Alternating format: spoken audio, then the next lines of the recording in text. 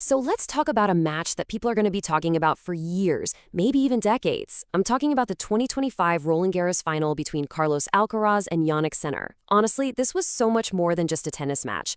It was a 5.5-hour epic, a saga of pure skill, incredible will, and just non-stop drama. It's already in the history books. Let's get into it.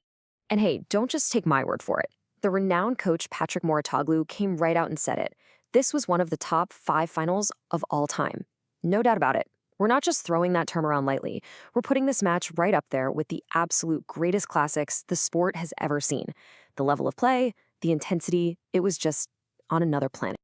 And if you want to understand just how brutal this battle was, you only need to look at this one number. 5 hours and 29 minutes. That officially makes it the longest Roland-Garros final in the Open era.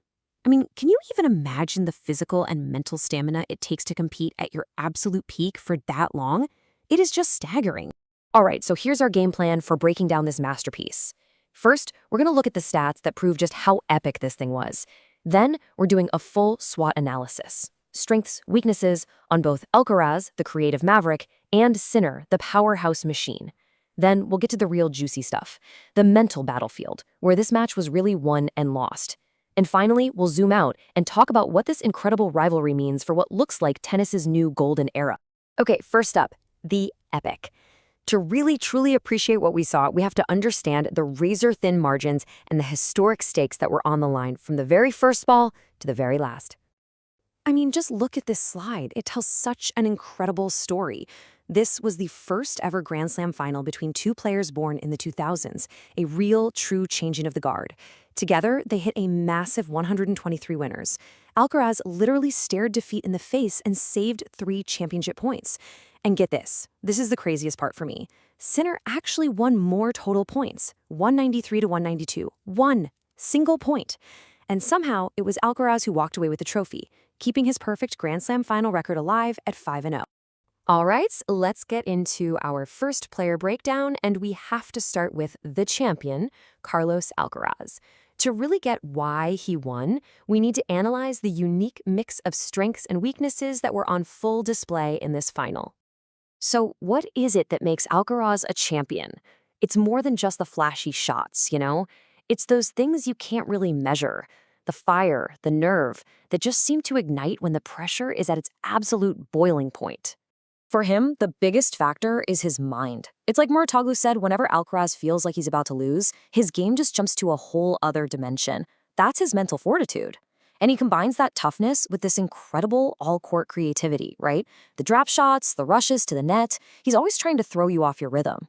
He is just fearless in finals. And his knack for finding a huge first serve when he's facing a breakpoint, well, it's an absolutely devastating weapon.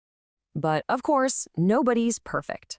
Alcaraz plays this high-risk, high-reward game, and that style, well, it comes with some vulnerabilities, and Sinner was absolutely able to exploit them for big chunks of this match. You see, his biggest weapon, that monster forehand, it's a real double-edged sword. It can paint the lines with these breathtaking winners 1 minute, but the next, it can just spray unforced errors if his timing is just a little bit off. And we saw it during the final, right? There were moments where his focus just seemed to dip, and he'd play a loose game that let Sinner right back in.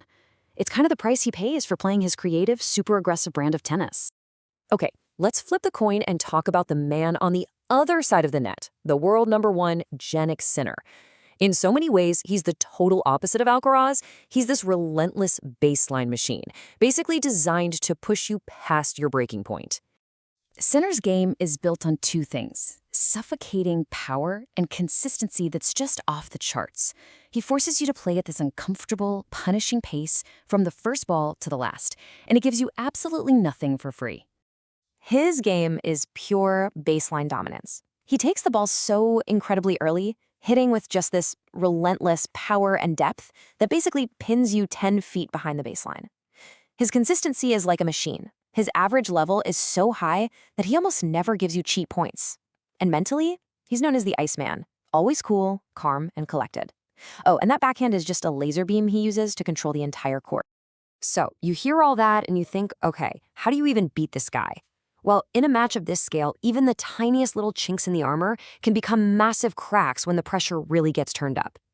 And this right here is where the story of the final really starts to click into place. Coming into this match, believe it or not, Sinner had never won a professional match that went longer than 3 hours and 48 minutes. This final pushed him to nearly 5.5.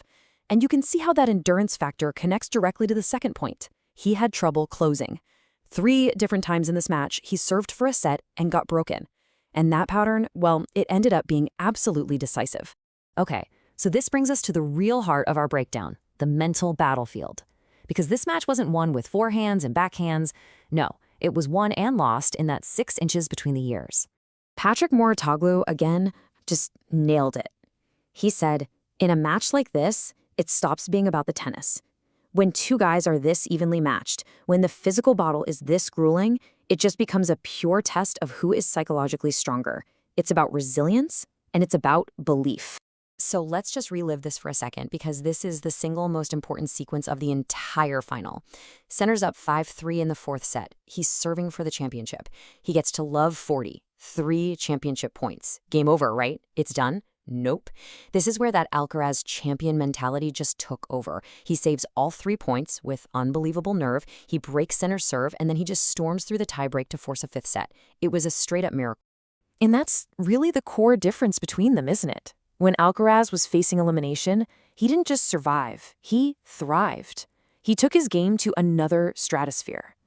Sinner, on the other hand, while he looked calm on the outside, he just couldn't land that final knockout blow. He faltered right at the most critical moments, and in the end, that was the ultimate difference in this epic contest. So what does this all mean for the big picture? I mean, this match wasn't just some one-off classic. It felt like a declaration, a statement that the future of men's tennis has well and truly arrived. And wow, is it spectacular. Just look at this number, 7 of 8. That represents pure dominance. Between just the 2 of them, Alcaraz and Sinner have now won 7 of the last 8 Grand Slam titles. This isn't just a friendly rivalry anymore. This is a duopoly forming right at the top of the sport. And this is why this whole thing matters so much. They're the next generation, and they're leading the charge. They're completely opposite styles. Alcaraz's creative genius versus Sinner's relentless power.